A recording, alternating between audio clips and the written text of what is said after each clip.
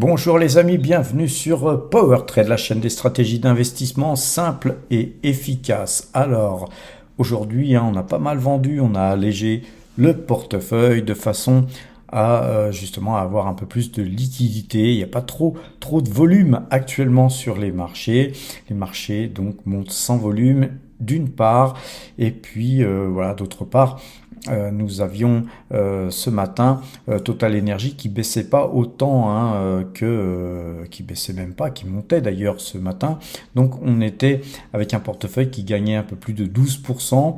Eh bien, nous avons décidé de sécuriser une partie de nos gains. Donc on a vendu 500 COFAS, on a vendu 200 NJ, on a vendu 60 Saint-Gobain, 300 Mersenne et nous avons vendu 1000 de Richebourg. On a vendu l'ensemble de nos actions Monsieur Bricolage et tout ça fait que voilà, nos espèces actuellement sont remontées puisque ça représente 16,06% de l'ensemble de notre portefeuille. C'est 202 592 euros qui sont donc en espèces et donc ça va nous permettre d'attendre et de voir venir. Alors, à quel prix avons-nous vendu Vous savez qu'on montre tout sur PowerTrade. Allons voir à quel prix donc avons-nous été exécutés. Donc sur un PEA, nous avons vendu 147 Mersenne, exécuté à 39,40 €. 258 Monsieur Bricolage qui ont été exécutés à 8,86 € et 500 actions de Richebourg exécutées à 4,552 €. Sur le deuxième PEA, nous avons exécuté 500 de Richebourg à 4,538 €. Nous avons vendu aussi 33 Mersenne exécutés à 39,40 €. Et puis voilà, c'est tout puisque les Dassault Systèmes, c'était un achat que nous avions fait le 13 mai. Ce que nous venons de voir, c'était sur les comptes Fortuneo. À présent, regardons sur Intégral, Bourse, le portefeuille du Crédit Agricole. Les ordres, donc Mersenne, ont été exécutés pour 120 titres à 39,44. 65 Gobain ont été exécutés à 81,56. Nous avons aussi vendu 200 NJ à 15,78 € et 500 COFAS à 15,41 €. Observons ce portefeuille débutant. Nous avons encore aujourd'hui une prime de parrainage. Je ne l'ai pas noté, je vais la noter tout de suite. Comme ça sera fait. Donc une prime de parrainage, ce qui nous amène à avoir un résultat depuis le 1er janvier 2024 de 128,36% de hausse. C'est 2554 € qui ont été gagnés, bien plus que le montant initial que nous avions au 1er janvier 2024 qui était de 1989 €.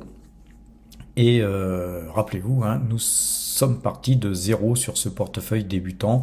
Si vous souhaitez partager notre aventure, vous avez des liens en description pour ouvrir des comptes sur Fortuneo, Boursorama ou DeGiro. En tout cas, ce portefeuille d'ores et déjà est passé au-dessus de 4500 € puisque nous sommes à 4543 €, de zéro à aujourd'hui en 20 mois, 4543 €. C'est vraiment un portefeuille qui a le vent en poupe. Alors on va regarder brièvement l'analyse graphique. On va commencer par Atos. Ça fait quelque temps qu'on n'a pas regardé la configuration graphique. On reste dans ce bol. Donc voilà, on est dans une petite assiette. On attend patiemment que ce titre parte. Il faudrait vraiment casser ce trend blanc. Et surtout pas casser ce trend bleu. Donc on est en fait dans une sorte de latéralisation en forme de bol. Donc c'est plutôt haussier que baissier, mais sans plus. On est vraiment à la merci d'une nouvelle à un moment donné ou à un autre. On va regarder Thales, Thales qui reste toujours, on a rebondi sur ce trend, on a fait un pullback. Thales a l'air de repartir puisqu'on casse pas ce trend là. Donc a priori, voilà, c'est parti pour, je pense, casser ces deux plus hauts. Voilà, donc sympathique. Nous allons voir à présent Total Energy qui a décroché aujourd'hui. Je n'ai même pas été voir les nouvelles car aujourd'hui, j'ai passé une bonne demi-journée à l'hôpital, plus les transports en commun pour y aller, etc. Donc et revenir, bien sûr. Donc voilà, j'ai pas trop regardé les news. En tout cas, Total Energy avait ouvert en hausse. On avait un beau petit potentiel a priori, et puis non, patatrac, le titre cède 1,24% à la clôture, mais voilà, nous, comme je vous l'ai déjà dit, on a allégé ici à 66,91. Si on venait en deçà, et bien en deçà de ces cours, eh bien on rachèterait à bon compte, surtout qu'en plus on a fait des liquidités, on pourrait même acheter bien plus que 1360 titres, pourquoi pas, mais pour l'instant on est à peu près dans la monnaie à 1 euro près. Voilà, nous ce qu'on attend c'est plus haut, si ça va plus haut évidemment, eh bien on allégera encore. Par contre si ça va plus bas, eh bien on achètera encore. Quoi qu'il arrive, on sera toujours content de voir les cours affichés, soit pour acheter, soit pour vendre. Pernod Ricard, alors là on est sur Pernod Ricard, sur une zone là où nous avons accumulé. On a pas mal accumulé ce titre, puisque Pernod Ricard est notre deuxième plus grosse ligne. Alors regardez ce qui se passe là, on est en train de se détacher tranquillement de ce canal baissier, puisque nous avions ici un canal baissier, donc on s'en détache, on a cassé ce trend. Je pense qu'on va aller certainement à l'aventure pour aller toucher, voire casser le trend suivant, qui est une très grosse résistance par contre, qui va sûrement être difficile à casser. Concernant Airbus, alors Airbus, nous l'avions acheté deux fois, on a fait feu à 151,46, on a refait feu à 162,94. Alors je vous dis qu'on a refait feu, non, puisque là c'était un achat-vente, donc on avait acheté à 151,46 et vendu à 162,50, et puis là en fait ce n'est que une nouvelle position pour 10 titres à 162,94. Voilà, en tout cas Airbus reste dans son trend haussier. Voilà, on va surveiller, pourquoi pas racheter une petite ligne d'Airbus si nous pouvions trouver des prix, pourquoi pas approximativement sur les prix d'achat que nous avions eu ici au mois de mars.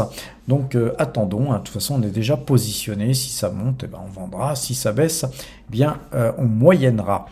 Alors sur Vinci, on avait acheté, après avoir fait un aller-retour ici, on avait acheté à 116,40. Voilà, ça monte bien, 116,60, tranquillement, ça monte. On a cassé ce trend. Là, on est toujours avec une moyenne de 12 jours acheteuse. Ce qui est comme objectif, c'est ce trend blanc là, ici, mais qui va continuer à monter. Donc plus on va tarder à aller chercher ce trend, et bien plus on va continuer à monter tranquillement, et puis l'objectif va se déplacer fur et à mesure du temps qui passe, et ça nous convient bien. Concernant Dassault Systèmes, que nous avions acheté à 38,147, et bien voilà, on est à 38,170, c'est très bien puisque les cours se détachent du canal baissier, donc voilà, on va peut-être construire un canal haussier. En tout cas, voilà, on a acheté 380 titres, l'histoire d'être dans le mouvement. Dassault Aviation, c'est rare que nous sommes sur les deux Dassault en même temps. Moi, comme vous le savez, je préfère Dassault Systèmes, qui est une bien plus belle société, et surtout qui est beaucoup moins sujet à vendre un seul produit, parce que Dassault Aviation n'est pas monoproduit, mais c'est surtout le chiffre d'affaires sur les Rafales qui à chaque fois fait monter ou baisser le titre plus que raisonnablement en général. Donc, Dassault Aviation, là, ici, on a une cassure de ce trend rose là que vous avez sous les yeux. On a quand même l'ombre qui a donc un pied sous ce trend. Il faudrait voir une bougie, hein, pourquoi pas demain ou après-demain, se détacher de ce trend pour voir ce titre s'envoler. Concernant Engie, eh bien aujourd'hui on a décidé d'extraire de la performance malgré que le gap n'ait pas été comblé. Pourquoi? Parce que vous voyez que la moyenne 2 a tendance à se courber d'une part, et que d'autre part j'ai besoin de faire des liquidités. Donc voilà, dans ces cas-là, on extrait de la performance partout où il y a du bénéfice à prendre. Alors évidemment, c'est pas sur Pernod Ricard qu'on a pu extraire de la performance, hein. Ça ne peut être que sur les titres où nous étions positifs. Et notamment Saint-Gobain, hein, puisque nous avions acheté 60 titres ici à 71,70, eh bien nous les avons vendus aujourd'hui, hein, à je sais plus combien, je vous l'ai dit tout à l'heure, mais en tout cas on a clôturé à 82,66. Même chose, hein, si ce titre rebaissait à des prix raisonnables, eh bien ces 60 titres nous les achèterions encore une fois, l'histoire de revenir dans le jeu. Et puis par contre, si le titre Saint-Gobain continue à monter, il nous reste 40 titres à vendre, eh bien on les balancera, hein, l'histoire d'extraire de la performance. Concernant GTT, que nous avions acheté plusieurs fois, hein, eh bien GTT monte de 1,97%, voilà, avec une formation en doji. Là on ne sait pas trop, hein, où on va aller, mais en tout cas voilà, hein, on est acheteur à 138,90, à 133,70 et à 133,70 une deuxième fois. Globalement, hein, on est à 135,50, hein, c'est quand même une petite configuration haussière, hein, qui me paraît être en formation. Nous devons peut-être aller venir sucer ce train blanc, et donc voilà, tant qu'on le cassera pas, si on le cassait, ce serait méga bullish, et tant qu'on le cassera pas, bien on observera la moyenne 2 jours, 12 jours. Si jamais ça recroisait et qu'on avait des bénéfices à prendre, eh bien nous prendrions bien sûr. Concernant Mersen, nous avons extrait de la performance, car voyez-vous, on avait acheté 120 titres ici et 180 titres ici à 35,87 et 36,60.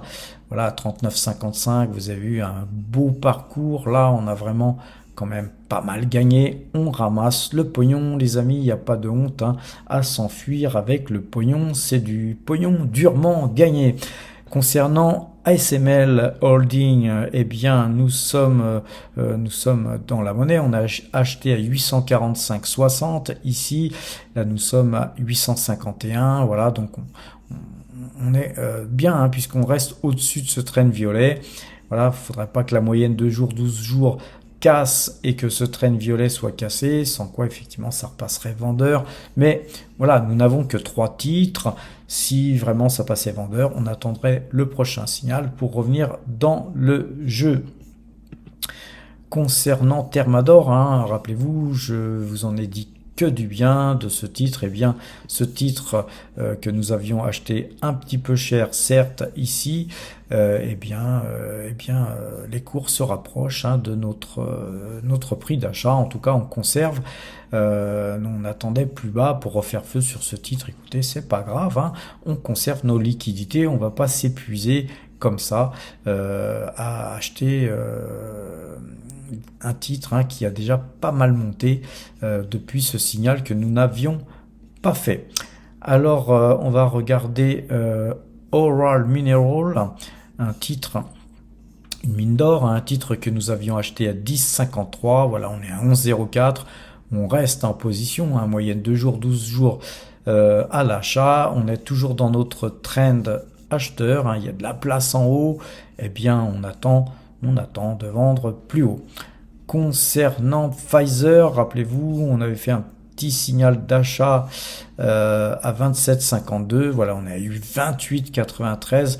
le titre a le vent en poupe, hein. On a une tasse séance, on a cassé la ligne de coup. On n'a pas clôturé cependant, hein, puisque les cours sont encore en train de coter, puisque c'est coté à New York. Voilà, si on clôturait comme ça, voire plus haut, ça serait magnifique, hein. On conservera donc Pfizer, bien sûr. Concernant Realty Income, qui a une belle configuration haussière, hein. On va attendre à voir si on touche ce trend du canal baissier ou si par hasard nous le casserions, eh bien ça serait magnifique. Concernant ST Microélectronique, rappelez-vous, hein, je vous avais bien dit que ici, attendez, je remets ça en place, que ici on avait un double bottom, hein, ici, on est en train de rebondir. Aujourd'hui, on gagne 1,46%. Voilà, faudrait vraiment qu'on casse les 40,68 hein, pour que ce titre reparte vraiment de l'avant et qu'on ait une petite configuration en double bottom validée qui pourrait nous amener facilement sur le plus haut de 44,63. Concernant Alibaba, alors Alibaba, on avait pas mal espéré avec cette bougie-là, puisque effectivement cette bougie-là était vraiment un gros pétard, hein, mais mouillé, puisque le lendemain on avait perdu, je sais plus, 7%, quelque chose du genre, et aujourd'hui on repart. Donc on est revenu toucher ce trend, on a fait un pullback et nous repartons avec plus 1,61% de hausse pour l'instant. Voilà, on conserve notre position, hein. Alibaba qui a été acheté à 72,02, on est à 80,79.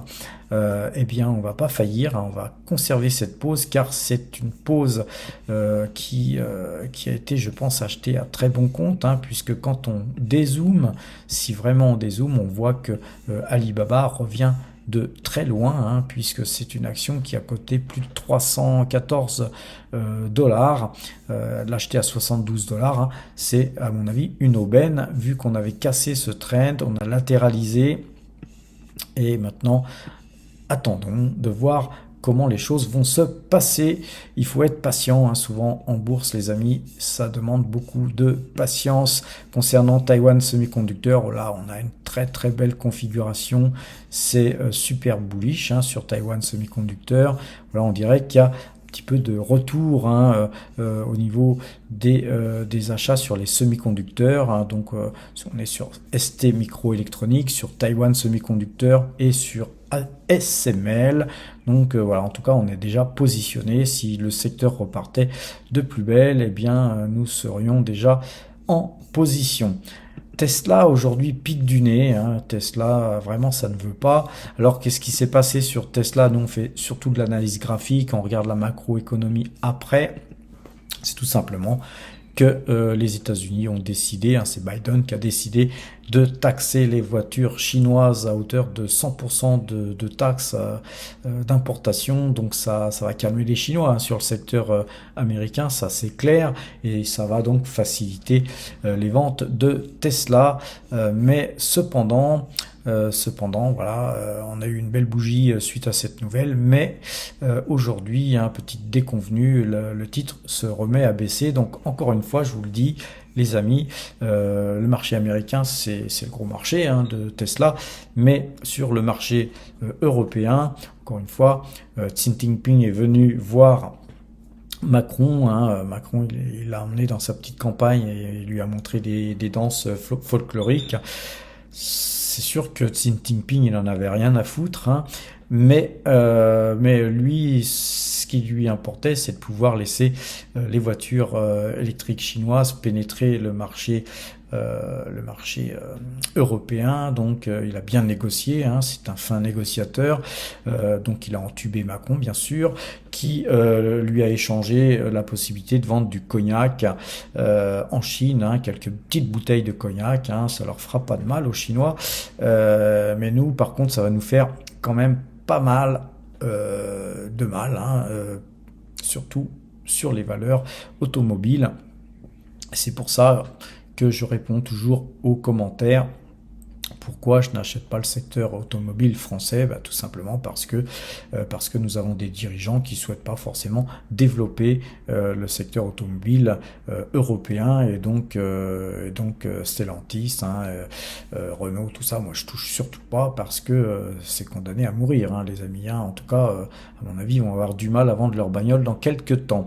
Et par contre, Tesla, ça représente toujours le premium, donc il y a sûrement toujours des gens qui achèteront du Tesla, mais voilà, moi je demande à voir les chiffres de Tesla avant de revenir dessus, je voudrais voir des bons résultats avant de me replacer sur cette valeur, quitte à la racheter plus cher, les amis. Faut aussi réfléchir avant d'agir.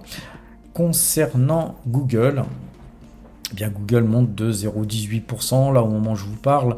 Voilà, c'est pas Byzance, mais encore une fois, on a fait des liquidités, comme vous l'avez vu. Comme vous le savez, ces liquidités vont être surtout aussi mis au chaud parce que je vais verser un dividende.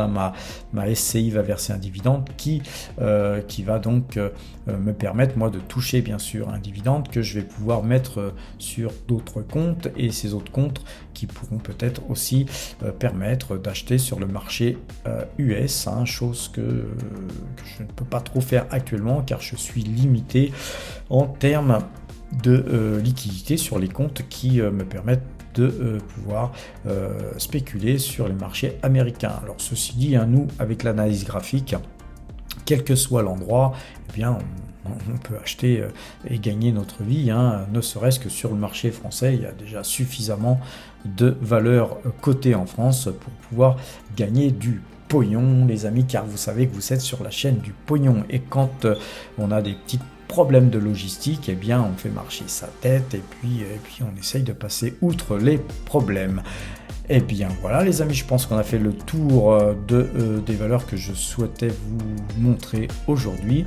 Je vous souhaite donc une bonne fin de soirée, portez-vous bien et à demain.